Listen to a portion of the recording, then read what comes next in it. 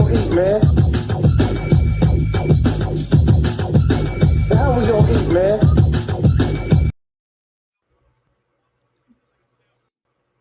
What's up, good people? What's up, good people? We are on a weekend edition of Shelfspace. How's everybody doing? Hope you all had a good week, a good productive week. We are back with the podcast. So I had to gas up the spaceship twice this week to come back and join my man Headache for another good conversation. And there's a lot going on in pop culture right now, so we're gonna get into it. I'm one of your hosts, Almond Brown from Planet Almond, and I'm gonna turn it over to my man, my co-host, the baby daddy of Shelf Space podcast, to introduce himself. Go right ahead. Welcome. We hope that we are looking to bring forth some great conversation. A lot of stuff, as my co-host has mentioned, has gone on this week. I am Headache Stub Mitchell, 1/4 of the most poppinest podcast on the face of this flipping earth, the Shelf Space Podcast, and would like to welcome you all to another rendition. Let's get it popping. All right, let's just make sure these comments are on so we get that. And you can check us out, of course, on Facebook Live, but we are also connected with YouTube and on Twitter, I believe. Let's Elon kick this off. So we'll find out. We're gonna find out, man. So what's been up? What's been up, Headache, man? It's been about a week plus since we've gotten together. But what's been going on with you? Just following the madness known as mankind. I've been following that for the past week, 2 weeks. Whole lot of working, whole lot of music listening to, whole lot of thinking, whole lot of backstage conversation going on in the past week. All right. Yeah, I gotta figure out how to block some of these comments. We're getting spam. So, Man, we must be doing something. yeah, spammers done found us. I can see that. So we'll figure that out in a minute. But yeah. So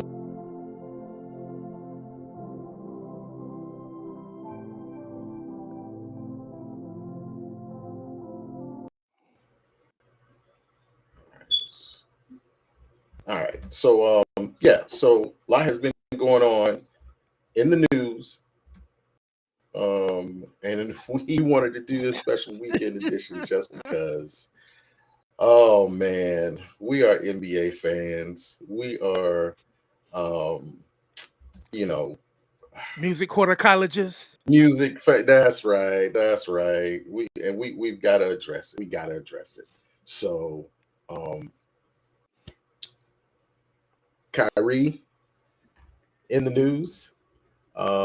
Looks like there's going to be some. Well, not looks like, there is some backlash from what he's done, and we want to jump into it, man. So, give us a breakdown on what's going on with Kyrie. Just kind of update those who are watching, and I'm gonna make sure I can block these comments that we got coming in. So go ahead and knock that out.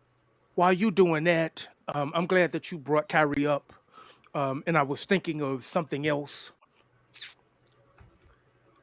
Kyrie, the great Duke Blue Devil, former Duke Blue Devil, and everybody seems to hate the Blue Devils. So what it is that he has going on, it's kind of apparent. Getting a whole lot of backlash for a link that he posted to his Twitter account. He was not advocating anything. He was not telling anybody to go and watch it. But the name of the video is Hebrews to Negroes, Wake Up Black America. There's a book that accompanies this movie as well. And quite naturally, yes, I have ordered the book. I'm waiting on it to get here. In the book, and I mean not in the book, A dog whistle has been blown centered around this movie as it has landed Kyrie into a hot seat being labeled anti Semitic. The book is speaking upon, or the book and the movie is speaking upon the Black Hebrew Israelites, and it adds some context to possibly history. And it's upset a lot of people. Nike has jumped on board. The NBA has jumped on board. A certain group of people that shall remain nameless for legal purposes and fear of retaliation, they have jumped on board, even much so to where they are showing up on his job in the front row, wearing t-shirts, mocking him, heckling him, and on the front of the t-shirt reads, "Stop anti-Semitism." Now, I don't know of any place else that someone can show up on your job and basically harass you. You're not bothering them. You come there to show up to do your job and to go home. That's all that you're there to do. But with all the backlash that he has gotten, and from people that don't know him, from people that have not spoken with him, that are not interested in speaking with him, they have decided to show up on his job and to cause him problems. So you're painting Kyrie. I just want to be clear. As a martyr? You're gonna paint him as a martyr, as a victim. Yes. Right. Yes. Okay. He is a martyr. Okay. All right. So I'm on the other side of that argument. All right. I am. I'm gonna tell you why. I'm gonna tell you why I'm on the other side of that argument. But we discussed it all during the week. At any time you're gonna say all people do this, all Mexicans, all whites, all blacks, all whatever, all Jews do this, you're going to be wrong. He did the same thing Kanye did. The same thing that Griff got in trouble for. And we could just go through. It just keeps happening, every couple of years, every so often someone gets caught on a mic saying something. And what kind of puzzles me about it is I don't understand how there are some black people out there that can't see the irony in you stereotyping an entire race when it has been done so much in the media, in music and art, in society as a whole, in America, to blacks for so long. How can you not see that? How can you not see the wrong in that? That's why I'm on the other side of this argument with you, or this discussion. Okay, but how many times am I to get punched in the face and kicked in the rump for someone to listen to me, but as soon as I breathe too hard in your direction, foul on the play, roughing the passer, 15 yards, automatic. Okay. There's no video to go review or anything. The thing that has me upset humongously about this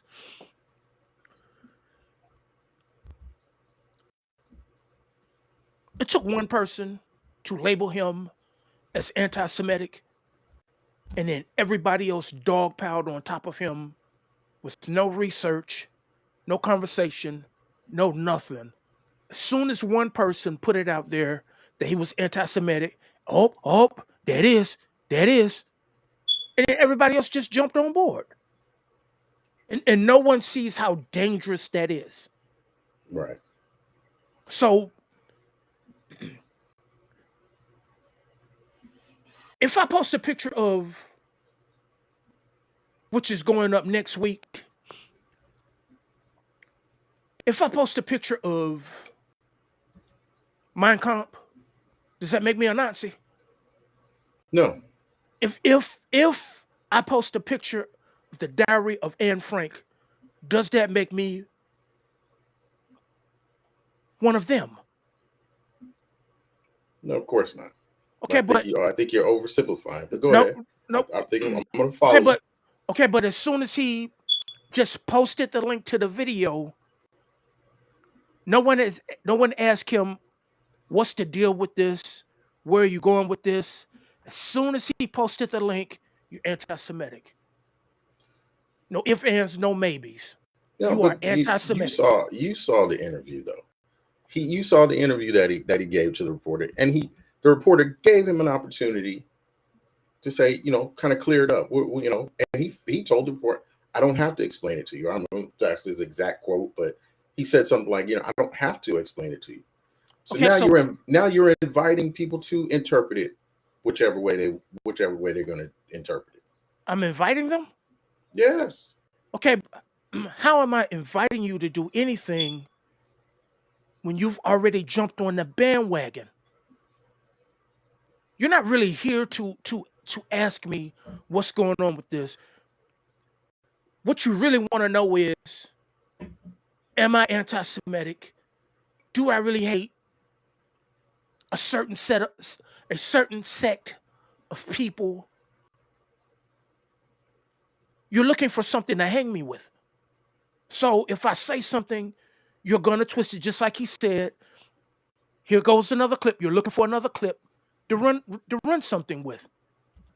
And that's exactly what you're going to do if I say something in defense or if I say something in denial. Because as soon as he apologized, oh, there you go. He backpedaling. He Right. moonwalking.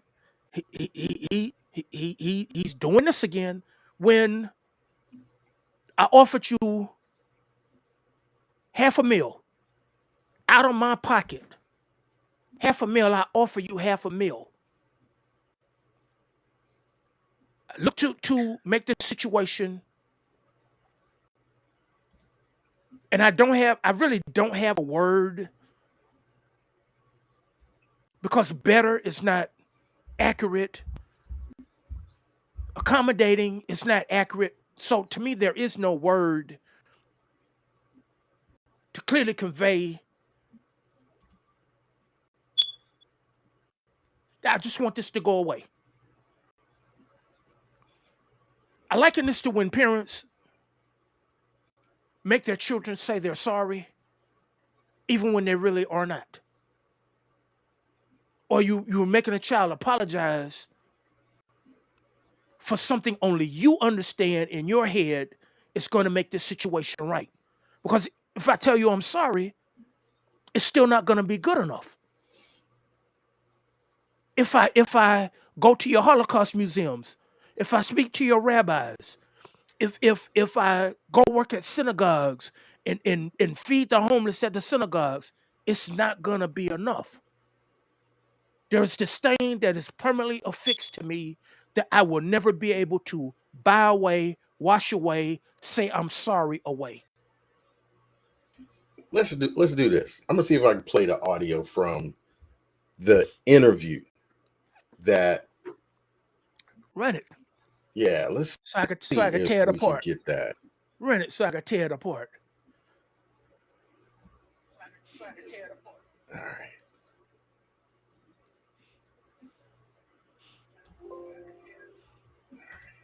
Philippians 2:11, and my name translates into Hebrew language as Yahweh. So I went on to Amazon Prime. I was like, let me see if there are any documentaries on Yahweh. So went in the search bar, typed in Yahweh. That came up. Went out and shared it on my platform. That was my night.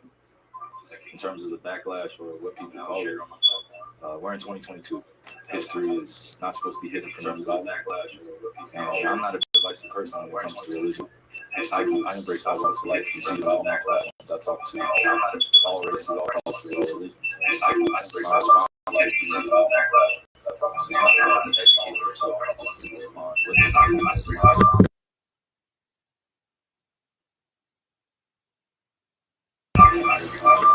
That is also belonging to the people.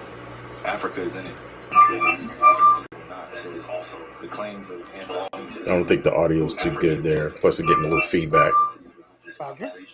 Can you hear it okay? I'm getting feedback, and I'm getting Okay, I'm just stop it.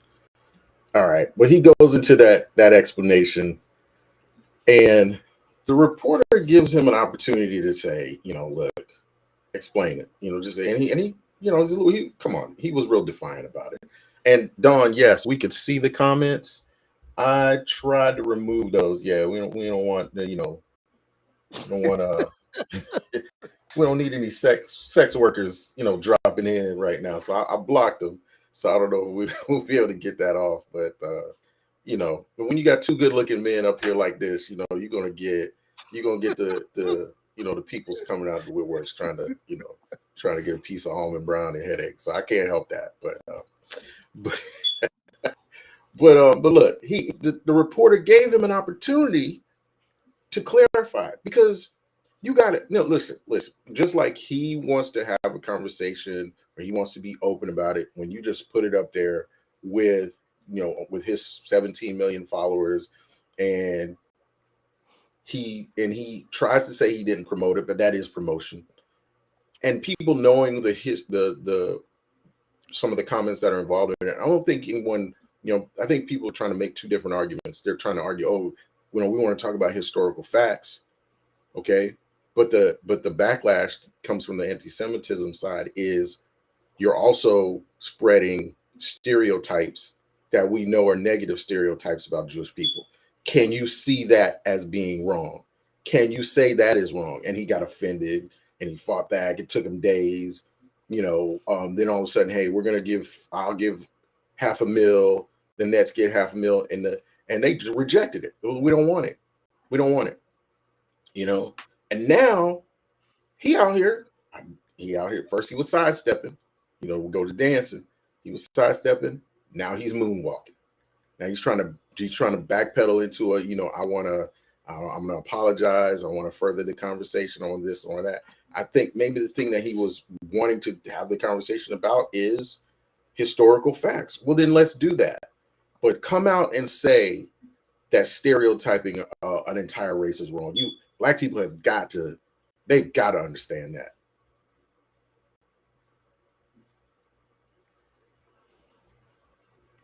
I guess.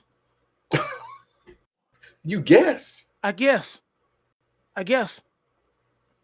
And the reason I'm guessing is because when I went down that rabbit hole of looking at why Jews are hated globally, I've seen some of the stereotypes. But then when you think of a certain sect of people, you don't know if it's based off of the religion. All right, now don't get us thrown off every format we on. See, that's what I'm saying. You don't know I'm joking. If this is based on the religion, if it's based on geography, if this is based upon ethnicity. So this thing about stereotyping, because I went down a rabbit hole, and my information that I got from a Jewish source, I understand. Because first there were the Israelites. They weren't even Hebrew Israelites, but they were Israelites that was based off of the religion. And then you had a certain group that were over here, and then they migrated into it. And then they became a certain sect of people. So, and then Okay. we run over here, and then history unfolds itself, and then we get to 1942. And then we get to World War II. And then when Hitler, may Allah's peace and blessings be upon him, did what he did, now we're supposed to stay in this time capsule. And then they get to use, excuse me, not they, a certain sect of people get to run with that narrative until the end of time. But then there are no words for anti-Caucasian, anti-white, anti-black, anti-Chinese. There is no anti-anything else other than you are anti-Semitic. And I have a problem with that. Because as soon as you say something, if you say something against that one particular sect of people, your life is over. You might as well pack it up and go into the house. All right. So I don't know, you saying your life is over. Okay. I don't know if it's that extreme. We see others have, made it past. But my question to you is, if someone, if I, Tom, go ahead and run with your if Tom Tom, Brady. Go ahead and run with yeah, your yeah, there Tom we go, Brady yeah. analogy. So say Tom Brady comes out, does an interview, someone and says, "Look, all black people do is rob, steal. They don't want to work for what they want. They're lazy, and it's been like that for decades. You see, I got robbed by four black guys, and they took my money, and they don't want to work for nothing. Okay, fact may be he may have been robbed by four black guys, and they took his stuff. That may be a fact, but can he just say blanket the entire race with that stereotype that we've heard over decades, over centuries? Black people are lazy. They don't want to work for nothing. Those hurtful stereotypes that we've had to deal with. When you turn around and then a black person says something like that and then can't understand why it's hurtful to say that, blows my mind. Cannot follow it. How can you not understand? How can he or Kanye or whoever else is down? I mean, you name it. Go down and name these athletes that have done it before. I was reading an old article of when Deshaun Jackson had said something, same kind of controversy. How do you not understand that it's hurtful? Okay, the reason that one cannot understand why it is hurtful is because nobody has come out and outright said that anything that any of these gentlemen have said is not true. They have not once come out and said, you are flat out lying. The same narrative always goes about with, you're not supposed to say this. If you say this, the boogeyman is coming to get you. And once the boogeyman has you, he's never going to let you go. You're going to go ahead and you're going to keep doing this same act over and over and over until I get tired, until I say it's okay for you to go. But who needs So, to so come out and say? Who needs to come out and say when someone says, "Hey, all Jewish people, control all the money and all the media," or whatever some of these stereotypes are. Who needs to come out and say that that's true? Who would do that? Because okay, it's not.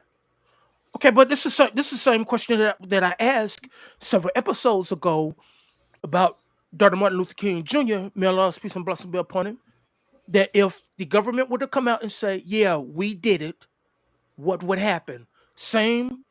The same ointment can be applied to this wound as well. If anyone comes out and says, "Yes, it is true. We control the media. We control contracts. We're dominating the music. Your lawyers, all of this. We run the world." If someone was to come out and say, "Yes, that is true," what would happen? I mean, you're posing a hypothetical question that can't possibly be true. I can't. Why can't it be true? All Jews control Hollywood. All Jews control the contract. You know what? Kanye didn't have to sign the contract. Okay, No, see, these rappers we're from gonna do back in the that. day that signed. Like we were talking about Tommy Boy. These rappers back in the day that signed these record deals with Tommy Boy, they didn't have to do that. They Okay, didn't but have to. That's the thing is, we will not explore any truth of it. Any. Whether it's a small, minute percentile, we will not tackle the portion of the truth that is the truth. If it is not 100% factual, and that when we throw this blanket statement that a certain group of people own and control a certain percentile of the world, we will not go there since it is not 100% factual, it is 100% fictional. That's what That's we do. but that but what I'm saying is that's a confusing way to argue this. It's just okay. So it's not because it's not 100% true. We won't discuss it as a truth. I mean, that's just to me. It's just crazy to assign that much power to one race. And first of all, and anytime you're saying one race does this, one race does that, you're going to be wrong. You're going to be wrong. And there's so many Jewish people out here who don't benefit from a bad rapper contract, or don't benefit from the banking industry, or Hollywood. It's just so much out there. And I would like you said, we're just going back and reading some things, and just reading the relationship between blacks and Jews is interesting, and it almost like very close, but also sometimes rivals. You know what I mean? Just You're reading close, back but you're some so far away. right some things that happened like in the civil rights era.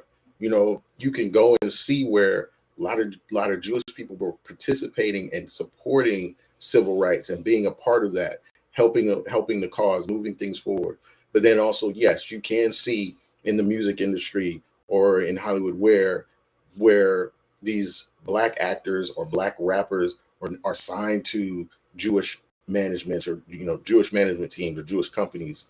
And yeah, but it doesn't mean you've got to blanket that entire race to say this was, they do this, they do that, they take advantage of us. There is a conspiracy against us, because that is not true. We talked about Def Jam. Def Jam was founded by Simmons and Rubin, black guy, Jewish guy. They're friends. You don't hear him saying, you know, he screwed me, he did this, he did, you don't hear him say that. And I think what people are getting, the argument they want to have is, or they want to stand on, like Kyrie is, you want to stand on the historical facts that the of the ethnicity of the people. And I think that's where he really wants to dig in and have that conversation. You can have that, you know what I'm saying? That there are historical facts and writings that show that. I don't think anybody's arguing that. But then when you go in and then want to say, here's a stereotype about Jewish people that I'm going to stand on and I'm going to support, I can't ride with that. But no one wants to have the other side, the conversation on the other side of the coin, when the stereotype about a certain sect of people are the Hasidic Jews. When you think of Judaism, you think of Hasidic Jews with the hats and the curly cues and the black and all the rest of that, and it is impossible for anyone to fathom that all Jewish people do not look like that. But when it comes to Jewish matters, anti-Semitism, those are the faces of the religion, the ethnicity, the background. So no, we don't want to. No one is going to have that conversation. Which this is what the video is about. What you see, there is so much more to this. Why don't we take this time to dig into it and find out what's actually going on versus going automatically? I don't want to see the other side of the coin, so it's not true. There is no such thing as Hebrew Israelites. There is no such thing as a black Jew. We are the only Jews. Doesn't make us the real Jews, doesn't make us the fake Jews, but we are the face of Judaism. And I believe that's where he was going with this, because no one ever talks about Hebrew Israelites. No one ever talks about Israelites, period. It's either you're Jewish, you're Christian, or you're Muslim. And it's funny how at 9/11, no one was standing up for Islam and saying they're not all bad. All of us got labeled as terrorists.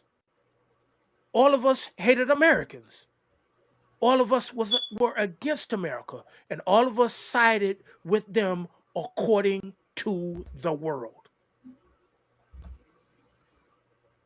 But then it's okay to stereotype one group and then dogpile on them, but then you don't want to have a conversation about your own in the history of your own.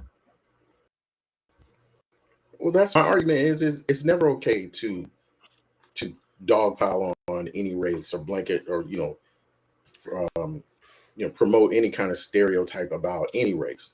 And where I'm looking at it from is when it's coming from black people, I just can't understand how they can feel good about that when it's been done to us. There's a great article I read. I just want to highlight real quick by Bruce D. Haynes. This article came out in August 19th of 2020. And the title of the article is his commentary, and it's called "Black Americans Sacrifice Their Moral Credibility by Indulging in Anti-Semitism." Black who? It's by Bruce D. Haynes, Hayns, and the title of the commentary is "Black Americans Sacrifice Their Moral Credibility by Indulging in Anti-Semitism." And I really enjoyed reading that because when it all came down to it, he did kind of dive into the relationships between blacks and Jews, especially here in America. But he talked about the good and he talked about the bad. But he also talked about like how any black person, when we have done what ancestors have done, what they've done here in this country, could be okay with watching anybody get marginalized into, being described by a stereotype. He's saying we should always stand up against that. I think that's what you're saying too.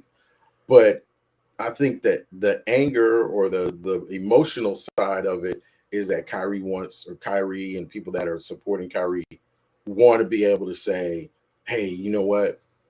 Here's historical facts showing that the Israelites were of this ethnicity, and people always want to attribute that to, like you said, Hasidic Jews, and we want to say, here's the truth.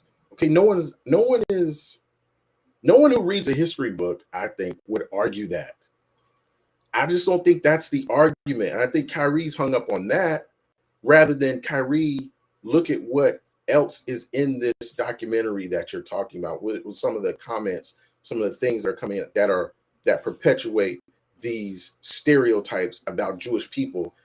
And if black stereotypes against you are hurtful, how can you not understand how you're hurting somebody else? And he's stuck on, but I'm right, but I'm right, but I'm right. And you're hiding the truth.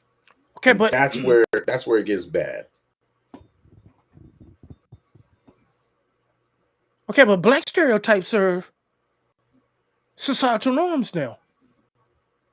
We've drank the Kool-Aid, and we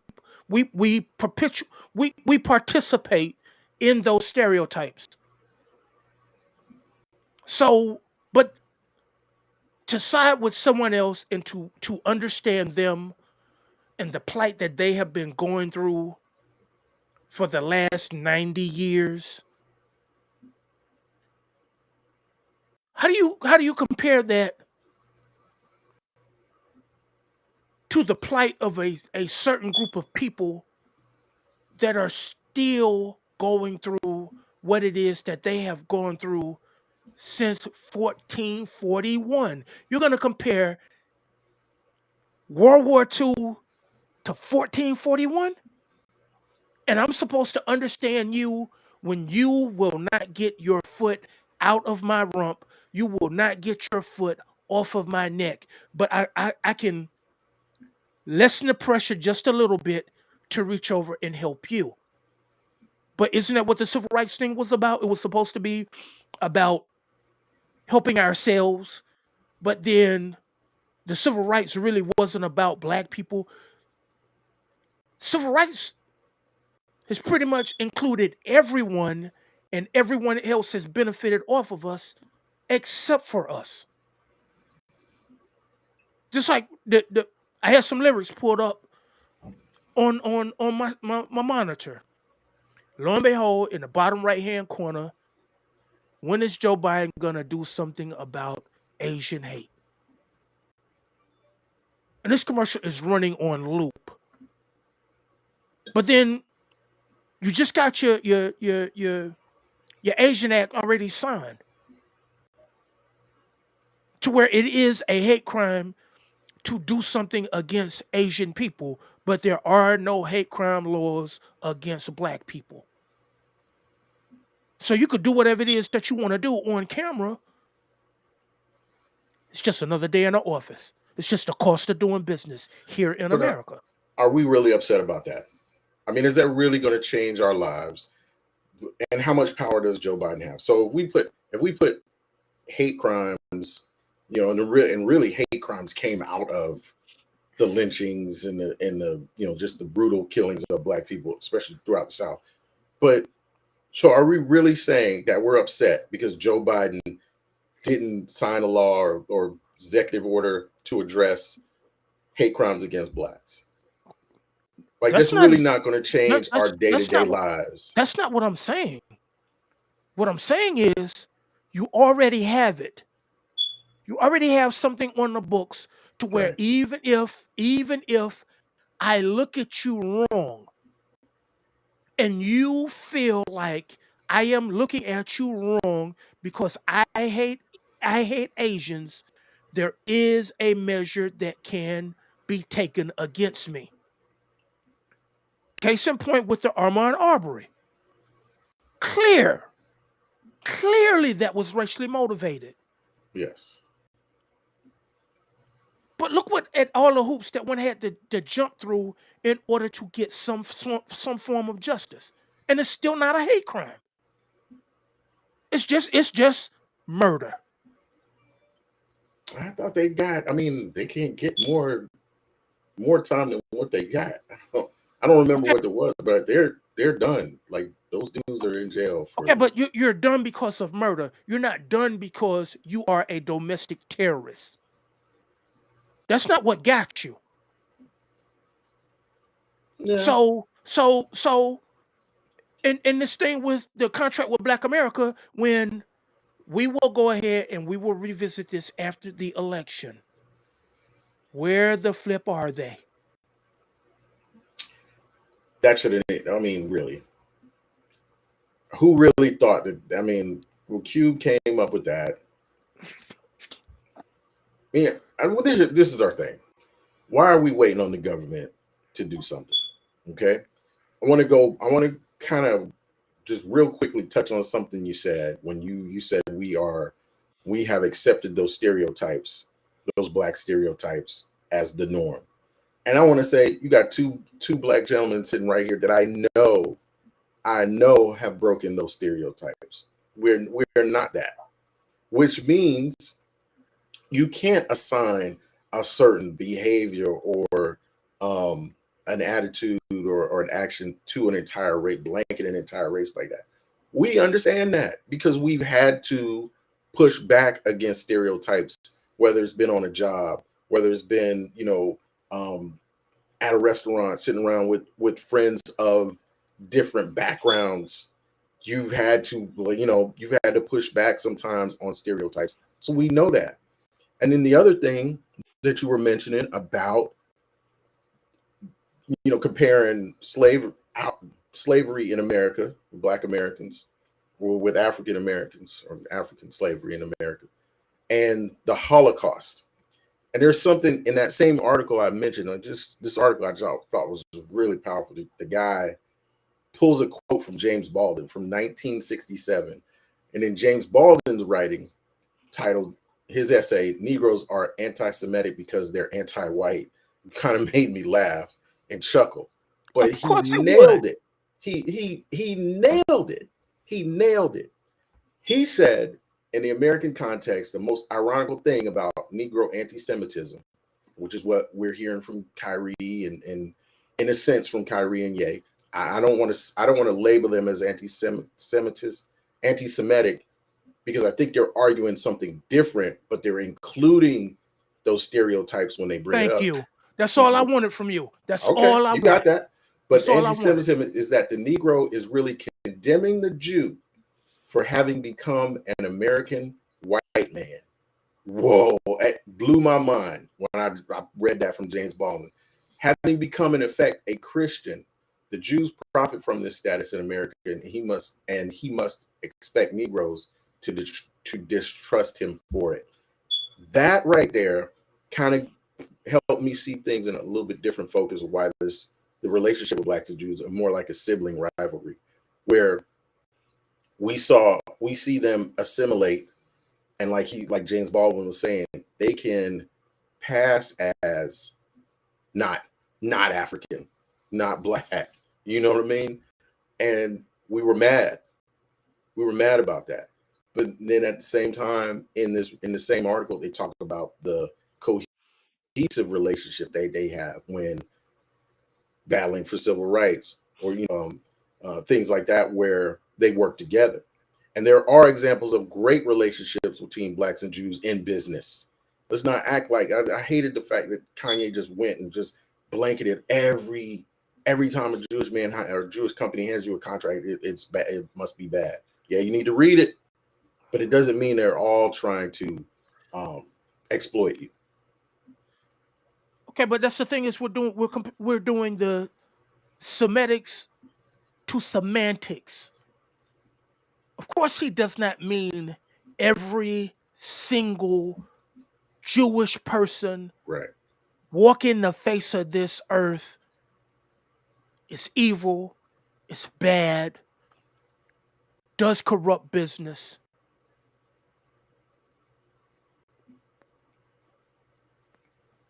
But as you just stated about the umbrella, we just go ahead and we raise that umbrella Right. and we assume, oh, we won't even assume. We make it about every Jewish person walking the face of this earth, and that clearly is not the truth. Right. Okay, but we won't deal with the truth behind what it is that he means. We just go ahead and we discredit everything because of what he says. And quite naturally, we know that we're not talking about every single one of them. Just like we're not talking about every single Black person is a rapper, a basketball player, Right. a drug dealer, a pimp, that every one of them are not.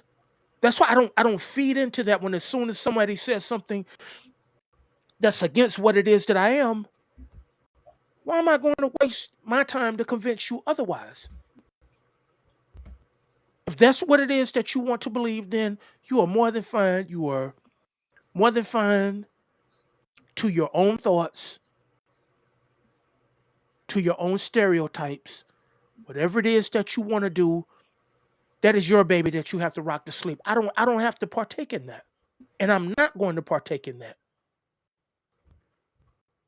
But if you want to sit down and hold a conversation about the conditions of Black people, we never ever hold the conversation about how they got railroaded into that position in the first place. As soon as Black people start talking about Black problems, oh, there you go talking about slavery. Oh, why don't you just let it go? Oh, it happened so long ago. And it's supposed to be dismissed. And we want Kyrie to do the same thing with this, is we want to dismiss the fact that there is such thing as Hebrew Israelites. There are only Jewish people that look white. And Jewish people, they're not even white. Right. They're Jewish. Right. So you can float in between. You can be white on Monday, you can be Jewish on Tuesday through the rest of the week. And that's not a stereotype. That is a actual truth, but that will get me labeled as anti-Semitic. And that's what the biggest question with this is it a race? Is is it an ethnicity? Or is it a religion? Because if you're white, you're white. You're not a white Christian or a white Christian American. You are white, then you are Christian, then you are everything else. Same thing with everyone else on the board. But as soon as I holler that I am Jewish, doesn't matter if I'm an Israeli Jew, a Palestinian Jew, an Egyptian Jew, an American Jew, I am Jewish. I deserve protection globally. And you're not going to say anything against me or about me that I do not agree with. And as soon as I disagree with it, you are anti Semitic and you will pay for it with blood forever. Even when you stop bleeding, you will still find more blood to bleed until I tell you it's okay to stop bleeding. Well, I don't think you're not going to be labeled anti-Semitic unless you are anti-Semitic. You know, and when Come on, bro. in all these cases, all they had to do was just either in their words remove the word all and replace it with someone's name or the name of a company that they want to talk about, or who directed to who they are talking about, rather than saying all. Listen, we would be on the street corners marching, boycotting, trying to shut down the malls and everything if somebody had come out and said something really nasty and ugly about a black stereotype. You know that. Okay, but even if you name the people that are causing these offenses, once you start digging into their background, you become anti-Semitic. But listen, then at that point, it is what it is. You're not attributing that to the whole Jewish race, but you're gonna put it on that person. Okay, but I am the Jewish race. As soon as you say something that's counterintuitive or against me, and I can affix that I am Jewish, once I can establish that, it don't matter if it's 1 or if it's 100 million. You are against me because I am Jewish. That Okay. makes you anti-Semitic. So if I call your name out and say you did this, Google search, bam, bam, bam. Such and such is a Jewish American. Bam, there it is. Let's take this to court. Let's take this to court, the court of public opinion. And the only thing I have to say is you came against me because I am Jewish. And then everybody else dog piles on top of it. And yes, you are against him because he is Jewish. And if you're against him because he is Jewish, you're against all of us. United we stand. United you will fall. It only takes one. We don't need a whole entire race. It only takes one. You only need one to be labeled anti-Semitic. Call them that one. Call that one by their name. Call that company by its name, so that there is no confusion. There's no confusion where you're not having to explain. I'm not saying this about all Jewish people. Look at both of them, Ye and Kyrie. Both of them moonwalk. Michael Jackson moonwalking those statements back. Why? I don't know. Ask them. I don't know. You don't know why. You're gonna sit up here and look. Here's what I do know.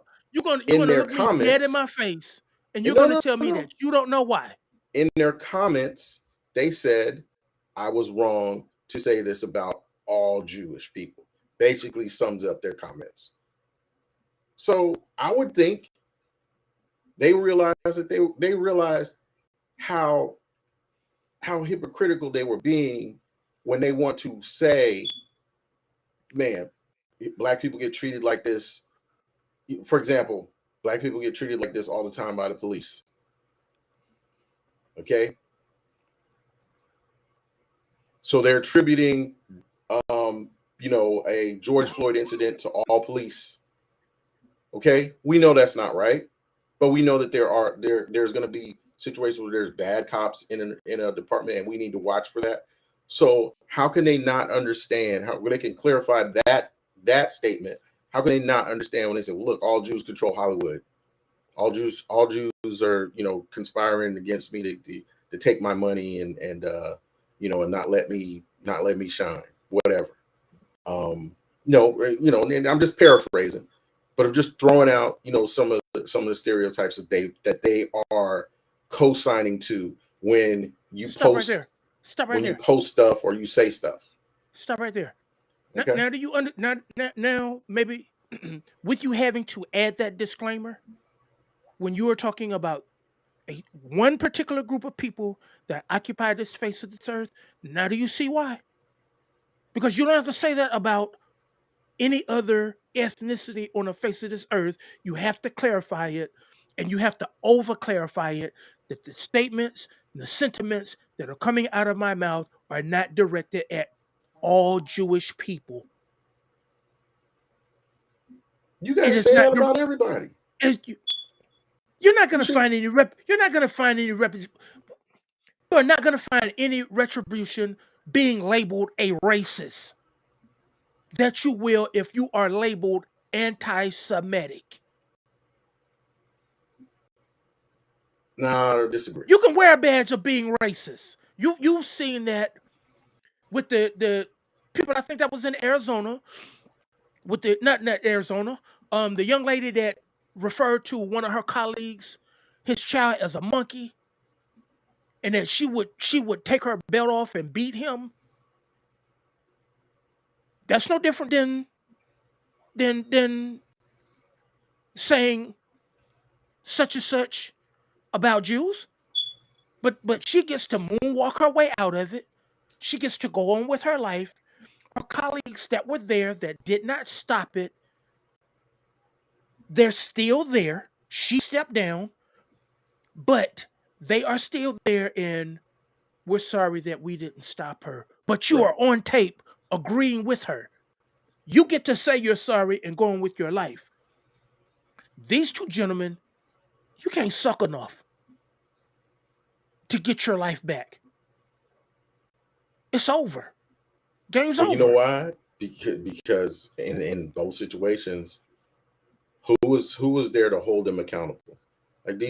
So if this lady I know the story you're talking about. I think she's a politician. I think it was out in California somewhere, Arizona. You're right. Who's there to hold her accountable for that? Who?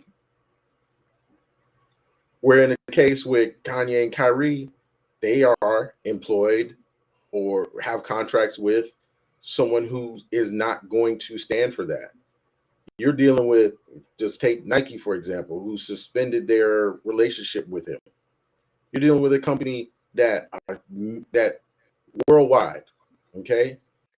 So they're not gonna, we're saying you have the right to free speech, but that doesn't mean you're not free from the consequences. So Nike decided to hold him accountable. The Nets decided to hold him accountable.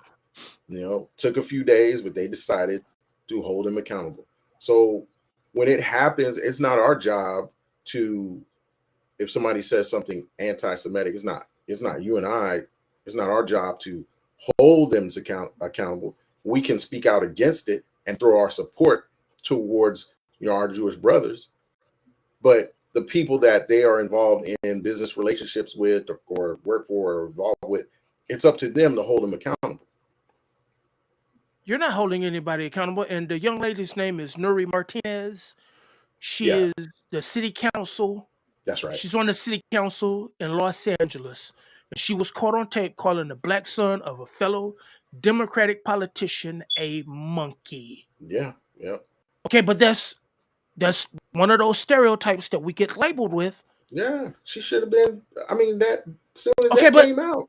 okay, but then you don't have any other sex that coming forward and say you're wrong. She gets to apologize her way out of it, step down with no consequences. Well, Same thing with everybody deciding to jump off ship. This is not about punishing you for you being wrong. This is about protecting our brand because we don't want to get caught up in you.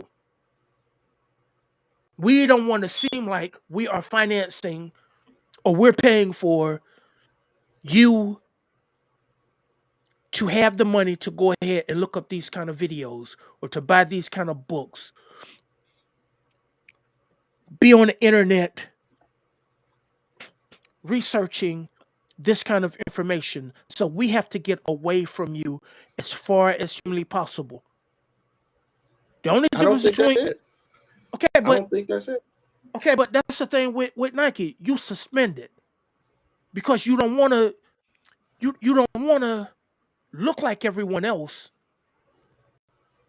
but you're like everyone else. You're getting away. You're just staying a little bit closer because I don't want to throw you away. You didn't come out and do what Ye did and said all Jewish people are this and all Jewish people are that. You didn't take it to that degree. So we're going to give ourselves a buffer. So once this blows over or we see how what it is that they decide or what the world decides to do with you before we can step back in because we can still eat off of you.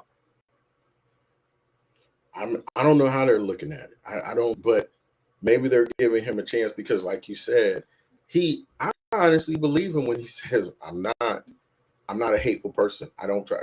Kyrie's a very intelligent person, although he's got some odd beliefs about the world being flat, but he's an intelligent person. Okay, you don't just go to Duke and play basketball just because you're a good basketball player. Yeah, you're a great basketball player, but you have to have some intellect. So I think he does read. I think what he wanted to focus on was historical facts, but by doing that, he's now sharing something that he could have just easily said, there's some things in this video or this book that I don't agree with or that I feel are controversial, but here's what I do agree. And just a little simple summary. He would have avoided all of this trouble. He may have still got questioned about it, still asked, hey, what about this?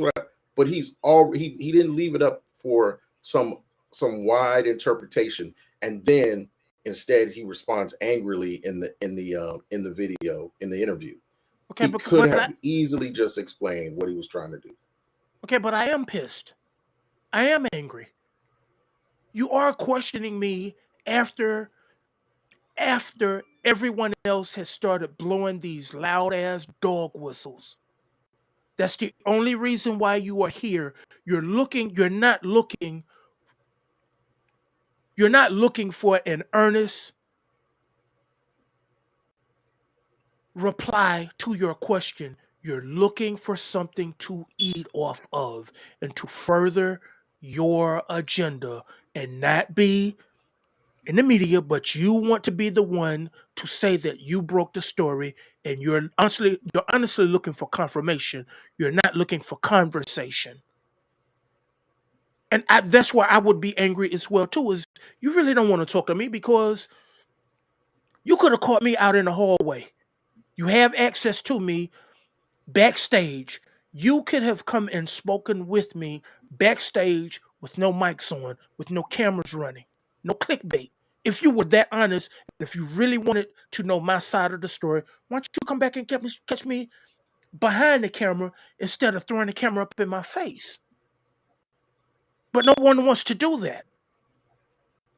No one ever wants to do that because everything is recordable everything is entertainment, and But you you're sort of going in that same direction. I think with that Van Lathan exchange with Kanye at TMZ, when he really finished, he told Kanye, he said, you don't get to throw stones and then hide your hands behind your back or something to that effect. And he puts the video out there with all the controversy that's in it. And of course, people are going to go straight to the controversial stuff, straight to the racist stuff that is in there. Why not take the time to clear it up and not leave that out there for people to interpret? Oh, so you're supporting this, and you don't want instead clarity. why put your opinion out there, promote something out there, and then get mad when somebody questions you about it or asks you about it. Hey, what do you mean by that? Okay, you don't want clarity because if you wanted clarity, you'd have caught me backstage. You will catch me behind the camera, not in front of it.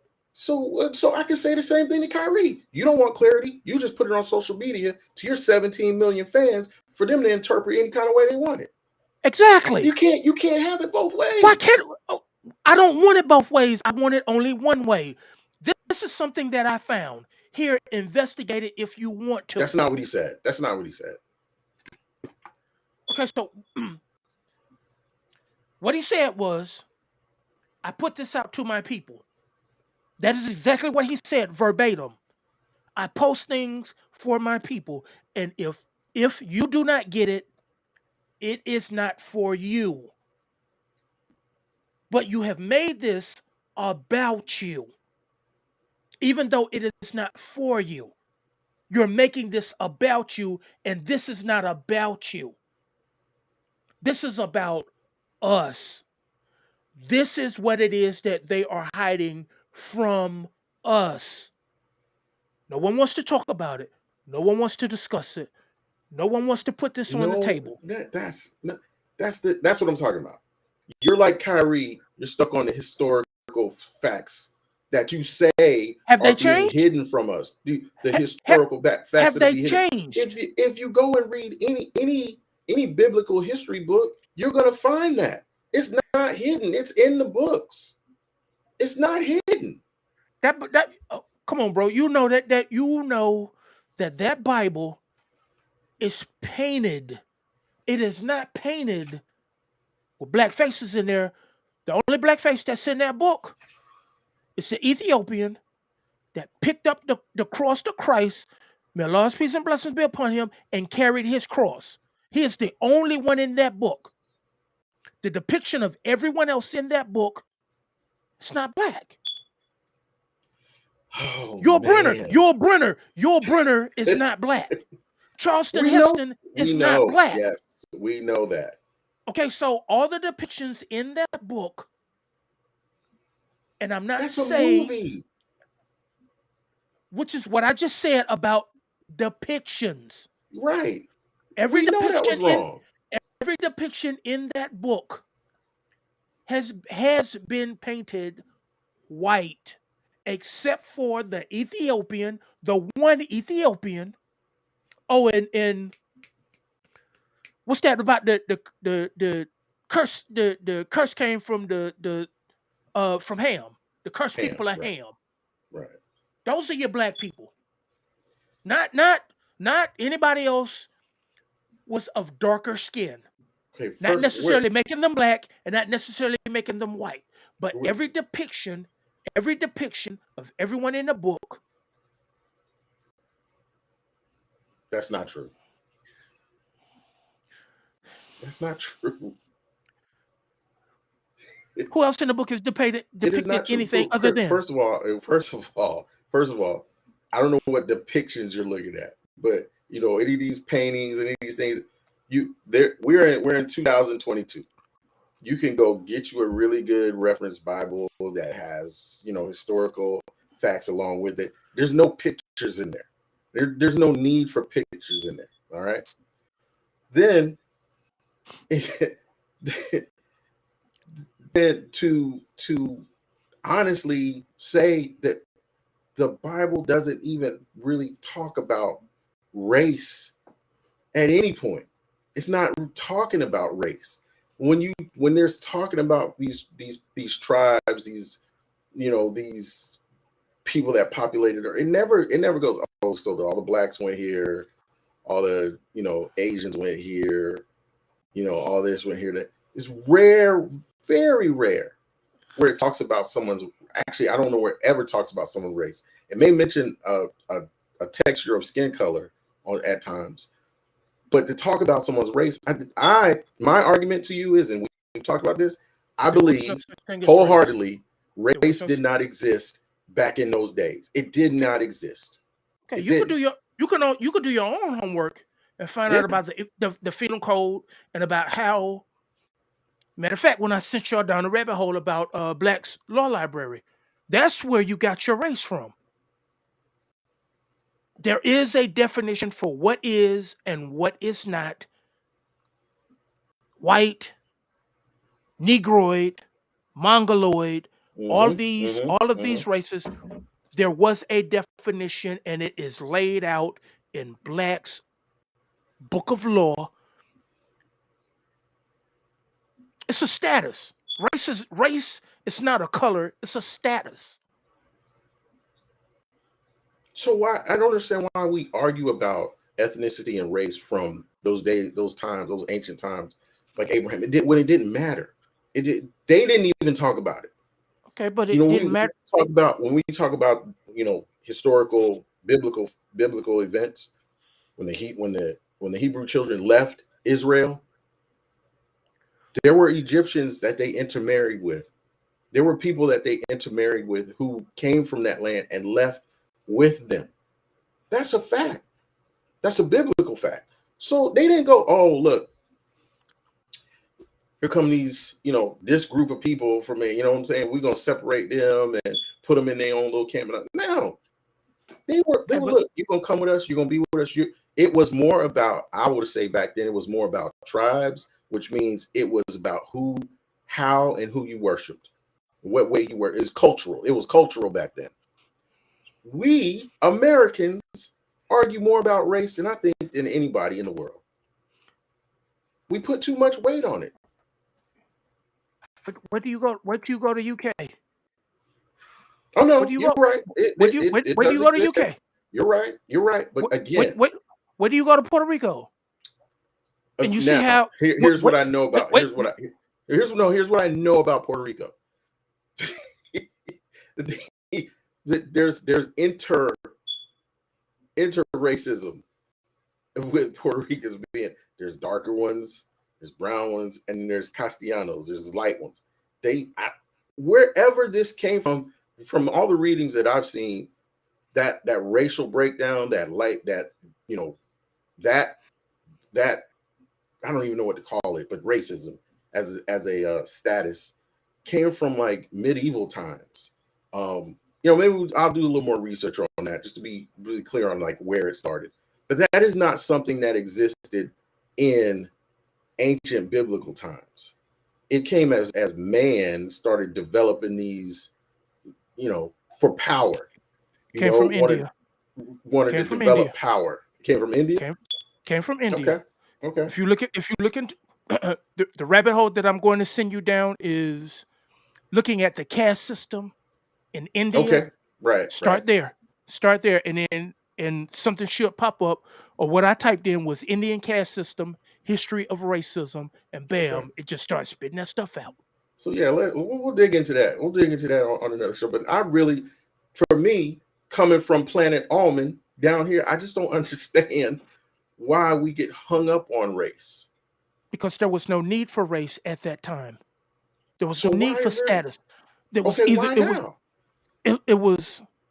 it was the only two systems that you had was the haves and the have-nots. Mm-hmm.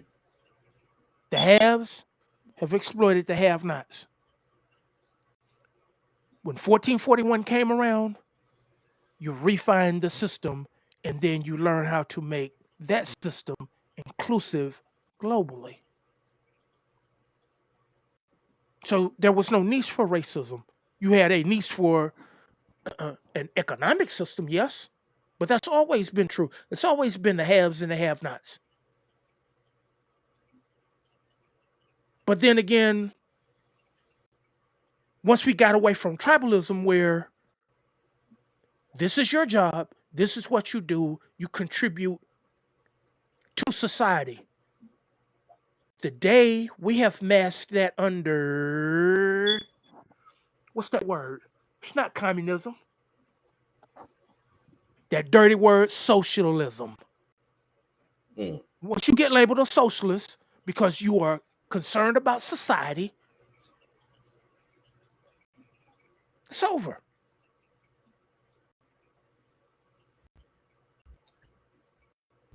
You might want to. Can you not go ahead and just dismantle the comments? Yeah, I see. Boy, they hitting us. They hitting us, ain't they? All right. Block that one. We got to figure out a way to keep the bots from hitting us up. Roger that. Yeah. So but so okay, so then why now get hung up on the race argument? Why now? Why do it? And when we know ultimately, if we believe, if we all have the common belief that we have common ancestry,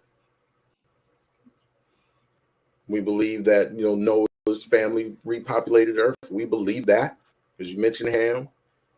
Then we got common ancestry. So why does race need to define us or separate us or be important? What difference is it going to make? The difference that it makes is my ability to send my children off to college to better themselves, and for me to be able to sleep well at night at your expense. It's not Explain personal. that. I'm not waiting. I missed that. It's not personal. Racism is not personal. It's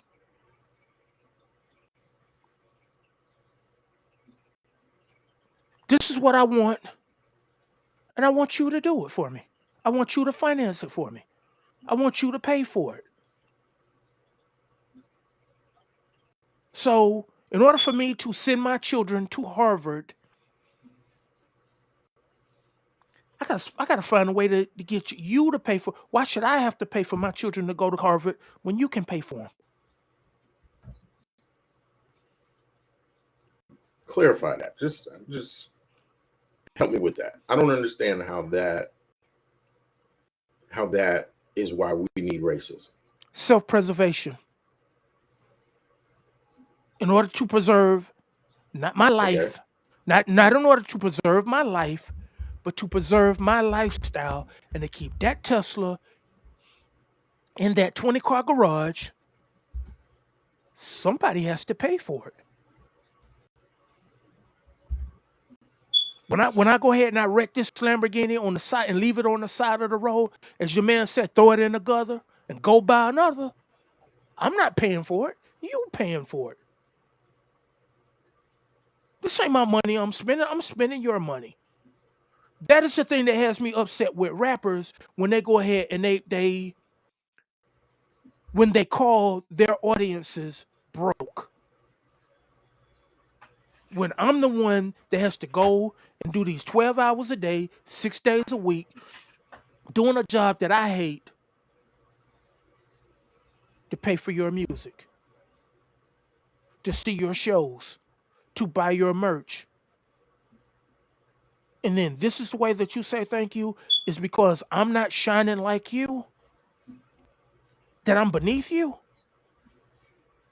which is the reason why that's primarily the reason why I do not do overground rappers. All of the pretty much all the people that I listen to, they are underground because they can actually use my support and they can appreciate my support. Same thing with Jeff Bezos and them going after him about him having the movie on Amazon.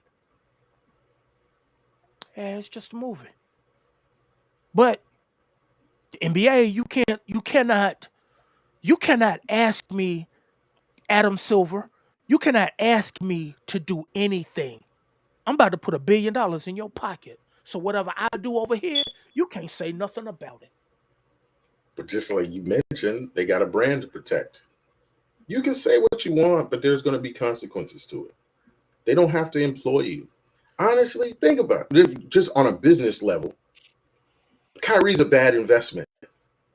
He misses a How? lot of games. Okay, he's unreliable. Whoa, whoa, No, whoa! You about to go there? You yes, about to go there? yes, You about to go yes, there? yes. You can't Okay, so count on him. let's go. Let's go there. Let's How go many there. games does he? How many games Let's does go dude there. miss? Let's go there.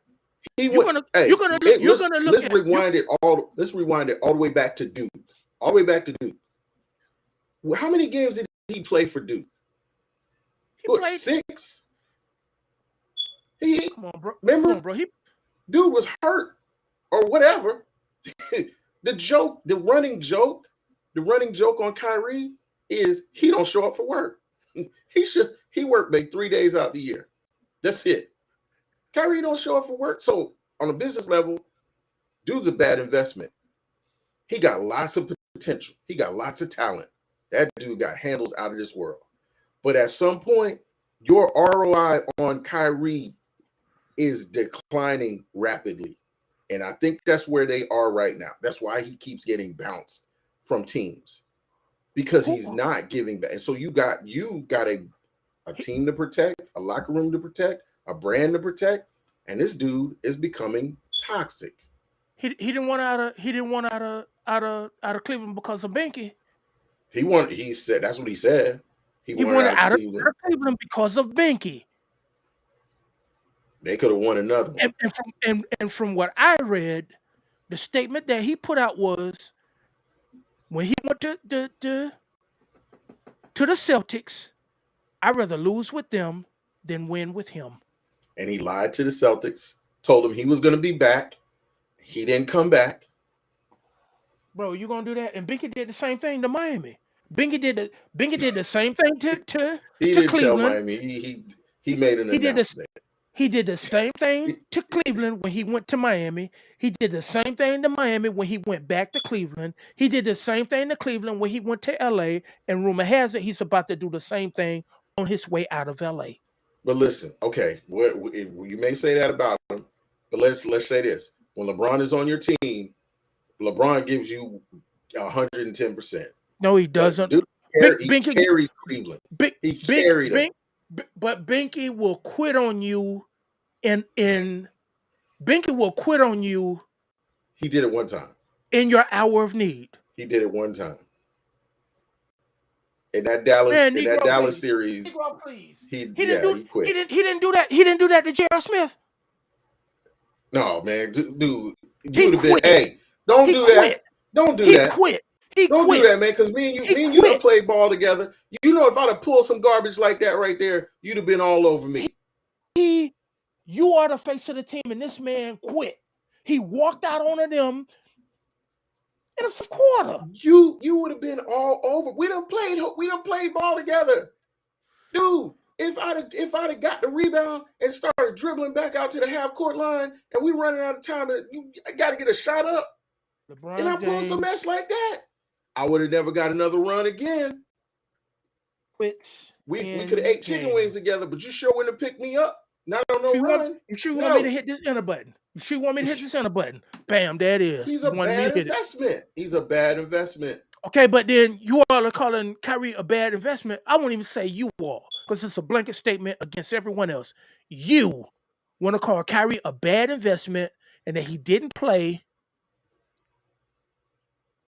But what did the man tell y'all about taking that shot? Okay.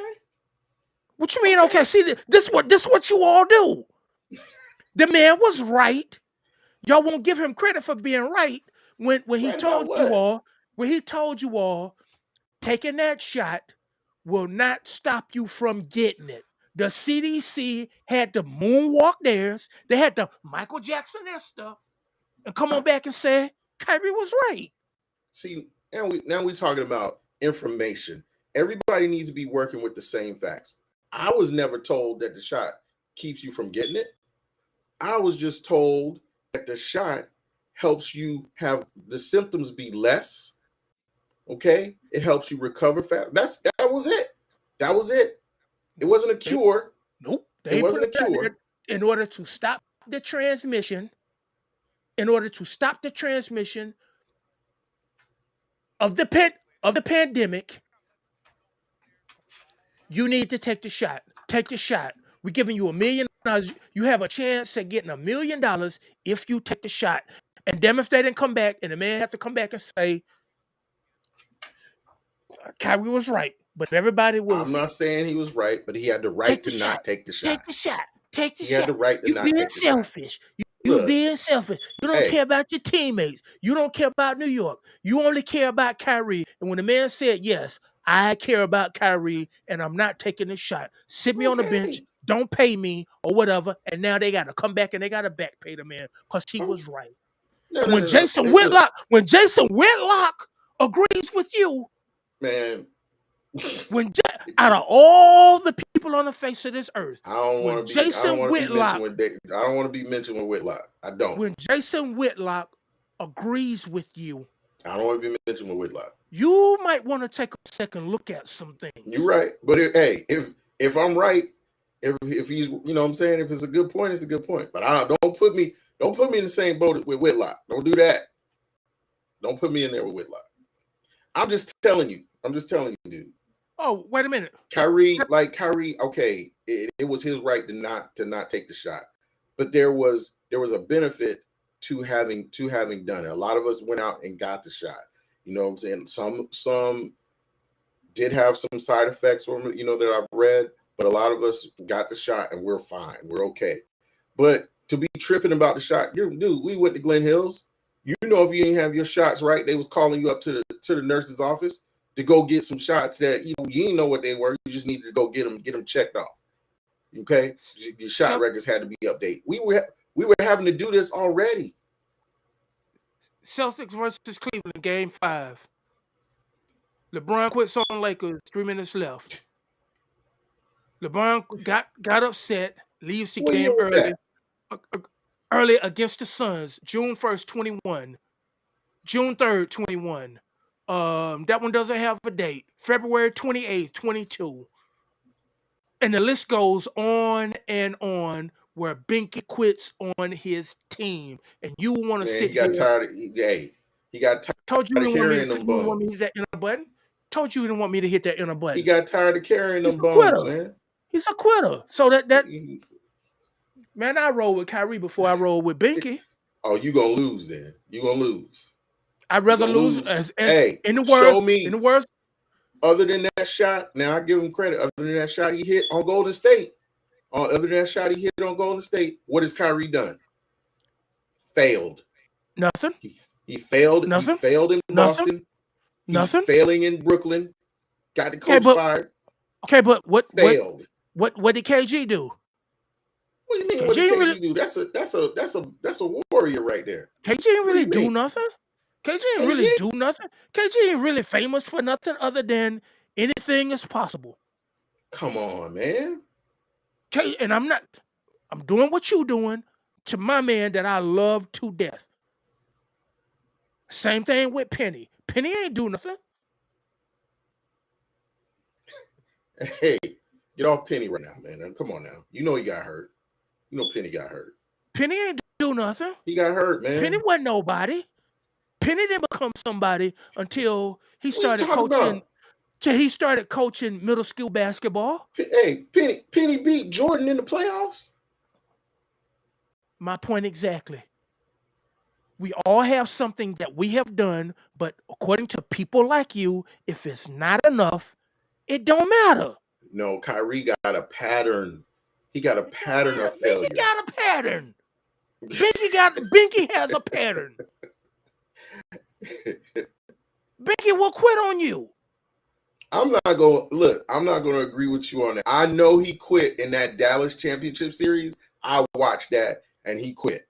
He was the best player on the court and he quit. So I don't know what happened. But other than that, why you down that rabbit hole? LBJ will give you his best. Shit. Now I can't help it that he's so good they surround him with bums. I can't help that. You really want to do this Jordan versus Binkett argument, and I'm not doing No, that with no, you. no. We I'm not don't. doing that with you. That's not what we're here for. That's not what we're That's here what I'm for. saying. And we can do. I want to do that when we get Wild Wild West on. I want to have West on it, on that too. But I'm just so back to the Kyrie thing. What I'm saying is Kyrie's a bad investment, dude. He don't show up on the court, and he's a distraction in the locker room. At some point, what he's bringing to you is not going to outweigh what he's taking away from you. Kyrie gonna find himself out of basketball completely if he does not become more of a teammate, is what I want to say. More of a teammate. And I think he's got the capacity to do it. I really think he's an intelligent person. I do. They're already looking at dumping Kyrie. They need to. Place that that has been kicked around. I hope that he shows up in, because they're talking about sending him to Miami, and I hope he shows up there with Jimmy Let me tell Flippin' you Butler. something. Hey, I hope he shows up there with Jimmy Flippin' Butler. listen, if he isn't more, just if he doesn't clarify, his feelings about Jewish people, what I honestly, and I keep saying, I don't think he is a hateful person. He's going to catch it in Miami too if he does not. And rather than being hostile and belligerent to it, just say, look, oh man, you know what? Hey, I can understand why that would upset you, but let me explain.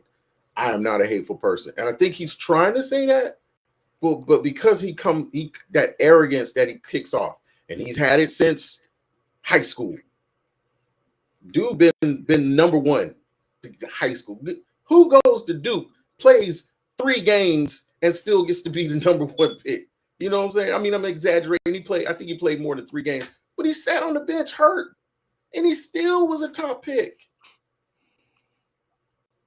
That's how talented he is. That is how special he is. Yes. But he's going to find out people not going to tolerate him like they did in high school, like maybe they did in college. They're not going to tolerate that stuff. They'll win without him. Can't win without Kyrie. Yeah, dude. You losing with Kyrie.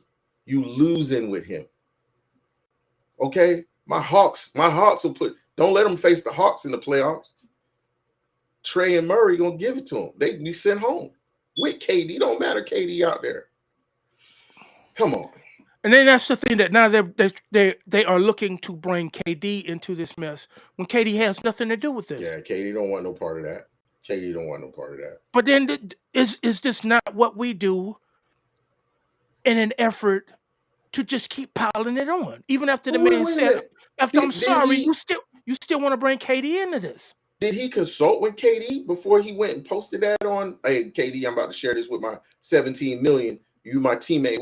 He didn't ask him about that. So I feel like KD should be like, yo, I don't want any part of that. I don't want to touch it. But you asking KD, you catch KD coming out of practice, you throw this microphone in his face. Daddy, you are exactly right, man. I done got used to that thing even in the background. You were right. I'm gonna get that changed out. But you catch KD, and then you want to look to put KD as one of them other 2 criminals that hung on the cross beside the man that you're crucifying now. You're looking to throw KD up there as well too.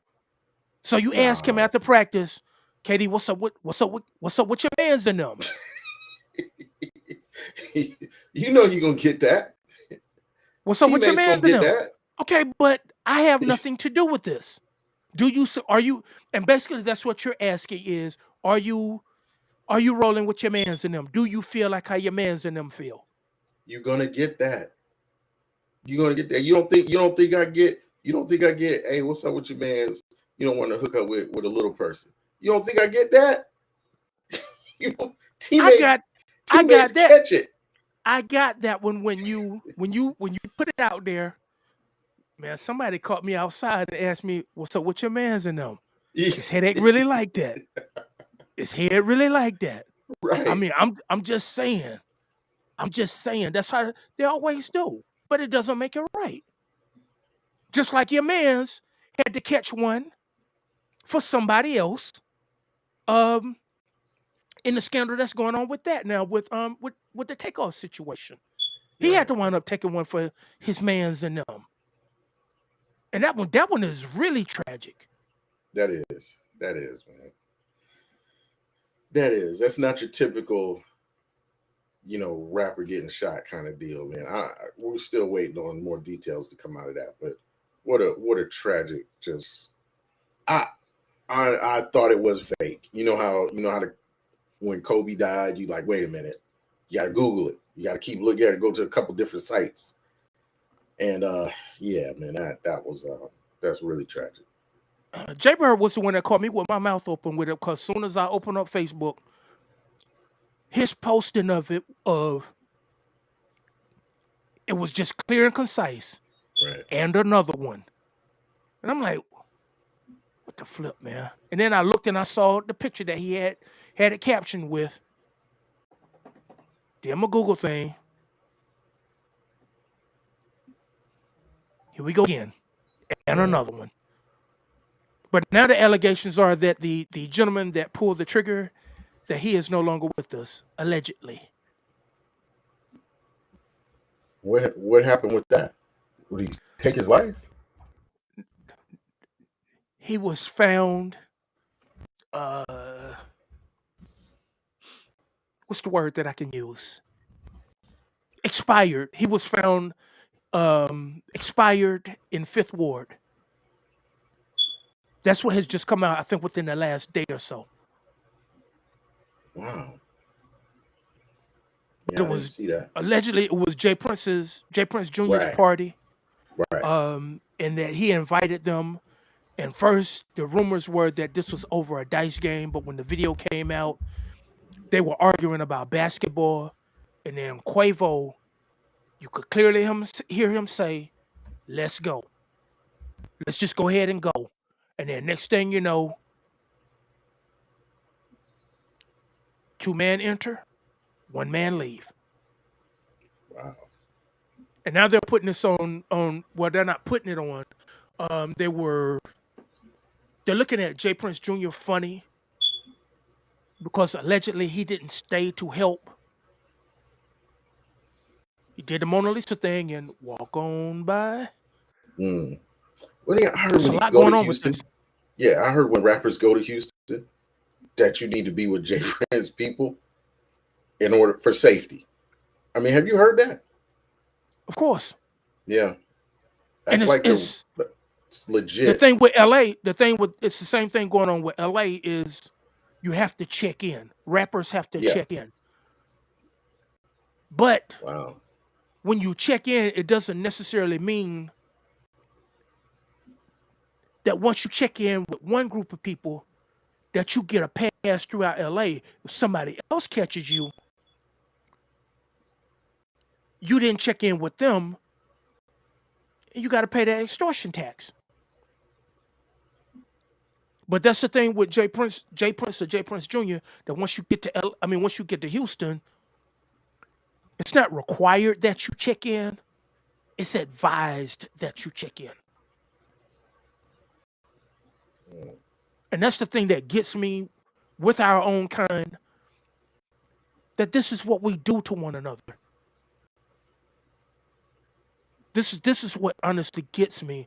And this is what gets me about where the music is now. And talking to you last week, it was like you were standing there and you asking me, them people that you listening to, how many of those people die? And how many of those people are not getting killed? Prodigy died. May Allah's Yeah. peace and blessing be upon him. Sean Price died. May Allah's peace and blessing be upon him. Yeah. These people are not getting killed. And the people that I listen to, those people are not getting killed. And the biggest question that I have for rappers, and there's one that I'm cool with. The question that I have for them is, what is their responsibility Right. when That's all I was going to ask. when it comes to music? Yeah. Who who holds you responsible for the music that you puts out? Who holds you responsible for the life that you live? And then it gets put under the umbrella of free speech, which brings us back to this anti-Semitism thing. Right. I can say whatever it is that I want to say on record, on wax, get you killed. And Kevin Liles wants that to be protected. Yeah. That's crazy to me. Right. And that ain't even I'm not. crazy. That's Kanye crazy to me. I don't understand why. What Kevin Liles is trying to say. I mean, I understand what he's trying to say, but it goes to like what you said. We got to be accountable to ourselves.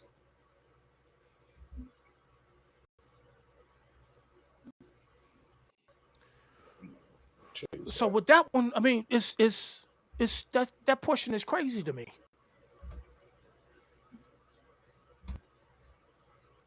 There we go. Yeah, we've got to be accountable to that. So now there's this push to say you can't use my hey, how do I get this off of here? We can't use lyrics, right? In court cases, the people who are being damaged by it are our youth, our artists, those young men. So now you're saying you want to protect the artist, but you don't want to protect the community. Is that? I'm confused on what Lyles is trying to get across. If you're on record, if you're on the record saying committing that we did this, why shouldn't you be held accountable for it? Okay, but there's no disclaimers ever about like the disclaimer that you have to put out that this is not in reference to Jewish people. There is no disclaimer that's being put out on records of this is just merely for entertainment purposes only. This is not a lifestyle that we condone at all. It's blanketed under keeping it a beam, keeping it 100, keeping it 1,000, keeping it tall. It's always some kind of colloquialism, keeping it real and being authentic. And if you're telling me that you're authentic in the booth, why wouldn't I see you as being authentic on the stand? Right. Now you talk about me wanting it one way and not the other. That's the clear No, definition of that is. they want it one way and not the other. No, that is. I mean, if you don't want to be charged for your lyrics, and stop saying that, get more creative. Like we always think, like back in the day, how some of the artists we listen to had really good wordplay, where they could say things without necessarily saying them. You know, and that's a lost art with a lot of these artists that I heard today. They're not creative enough to do that, or they're stuck on those kind of topics that they get from, draw from them. It was funny. I was watching a Charleston White video where oh man, he's funny. Man. He's funny to me, but he's funny. I'll just say that.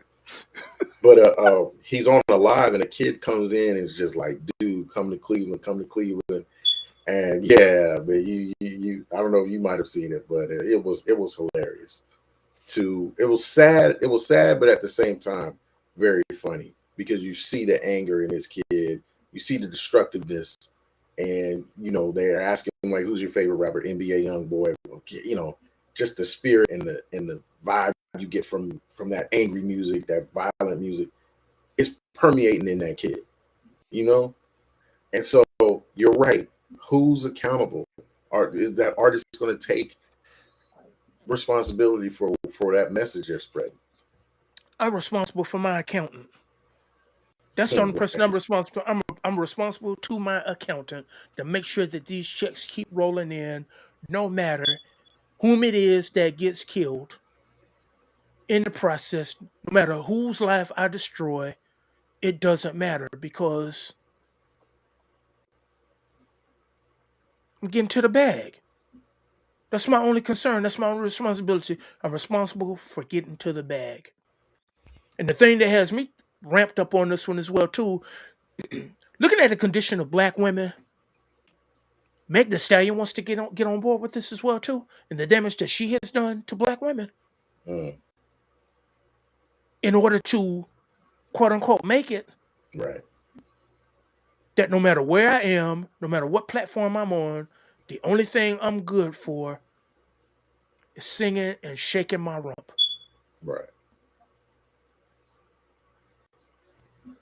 Man. Cardi B, Cardi B, Yeah. ex stripper.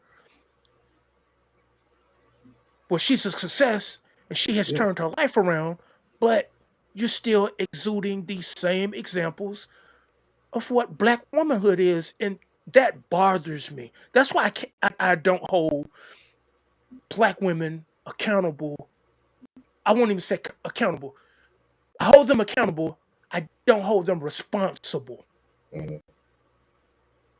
because if no one is there to teach them, to show them better, and if Young Miami comes along and she can show you how to make $1 million and I can't, why would you listen to me?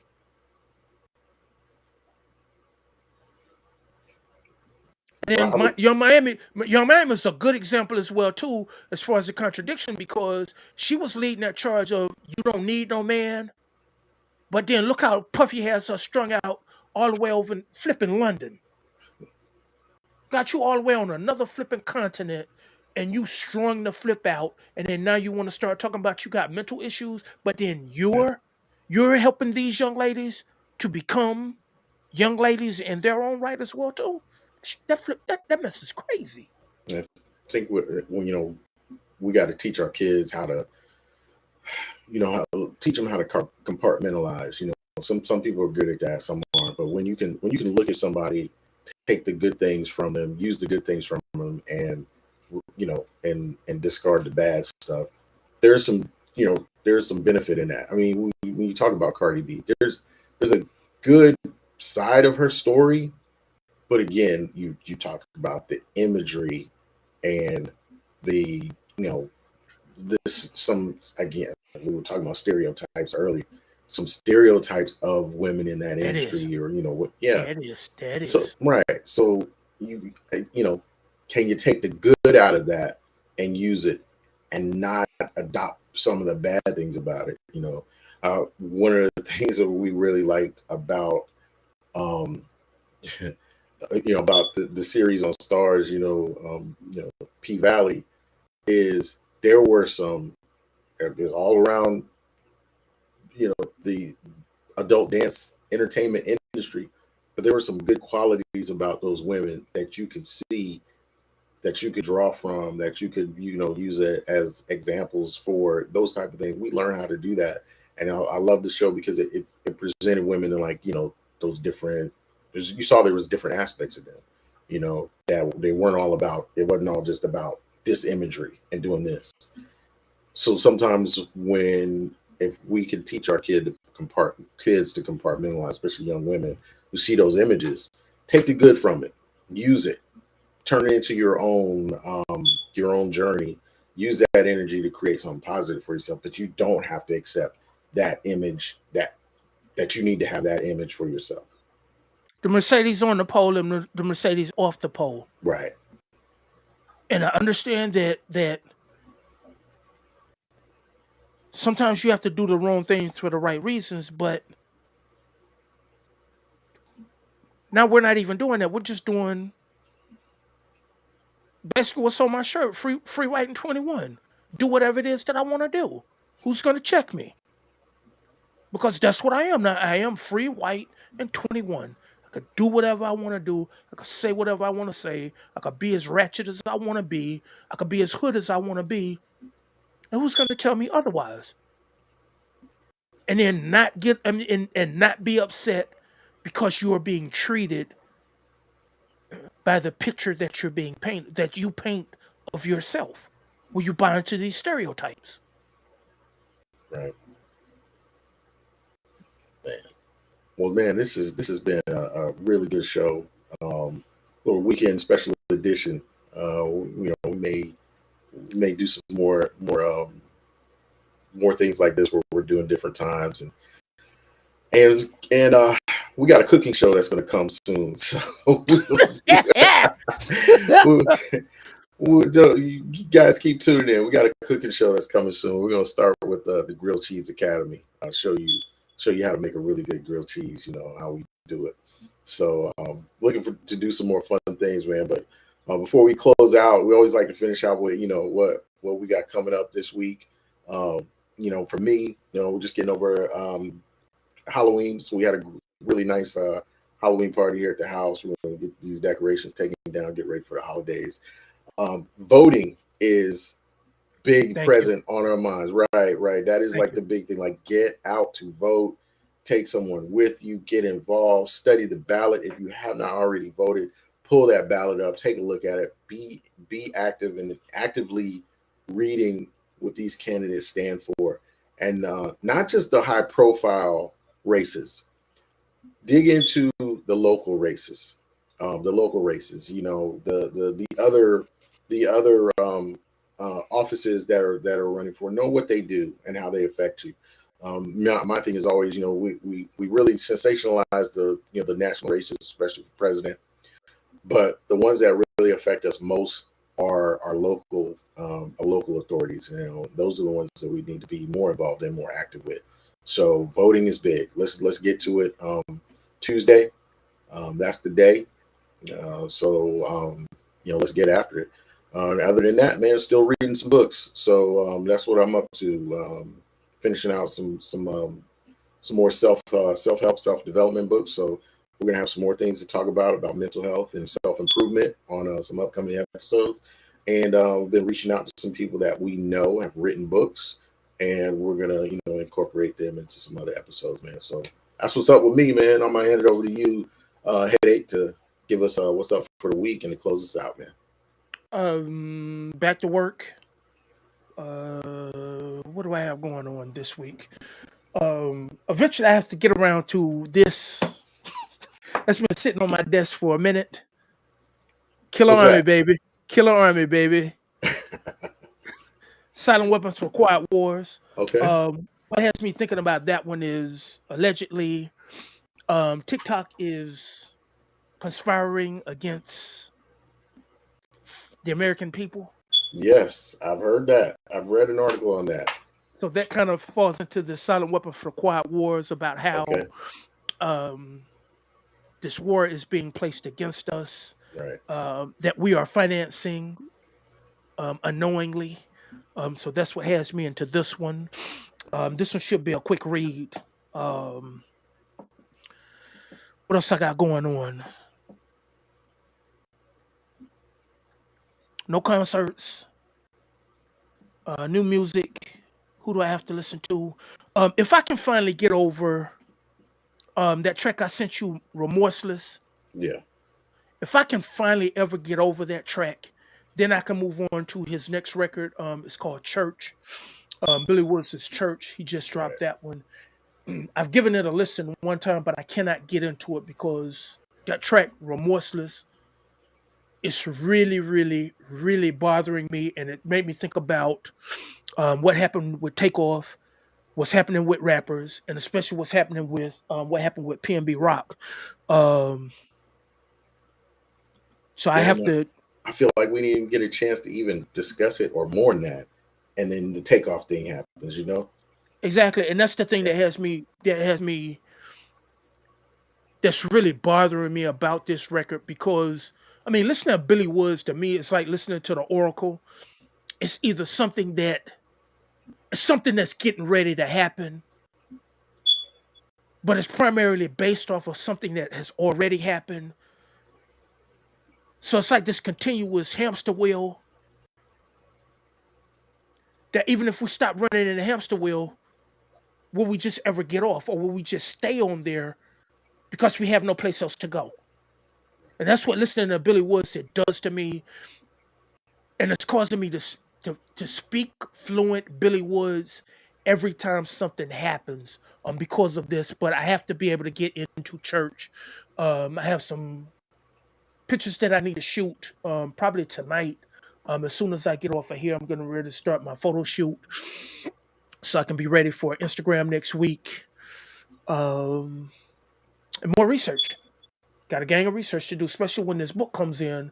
Got a gang of research to do because I got a feeling that this topic is not going to go away. No, you're right. You're right. Well, cool, man. Sounds good. Why don't you go ahead and wrap us up with a closing, and then we'll sign off, man. I'm gonna crank up the spaceship and head back to Planet Almond. I got me some boiled peanuts from the store, man. I'm gonna take those back. Yeah. We don't have those on Planet Almond, so.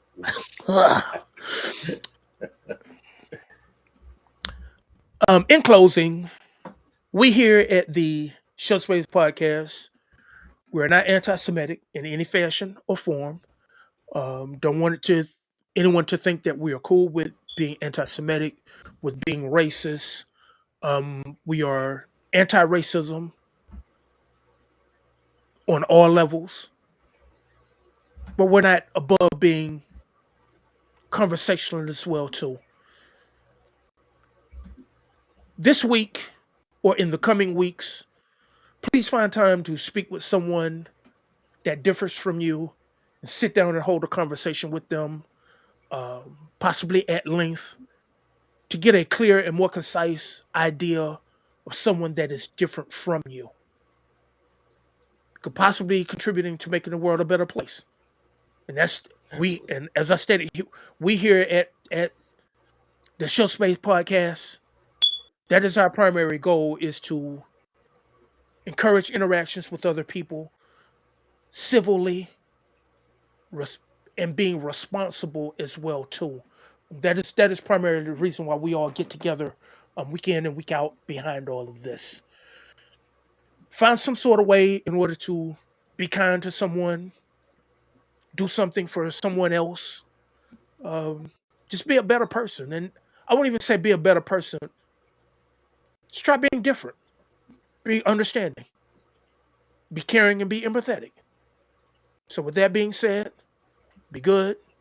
If you can't be good, be yourself. If you can't be yourself, be honest. Shoot paper, not people. And we out. Good night, everybody. Thank you all. Please record your message.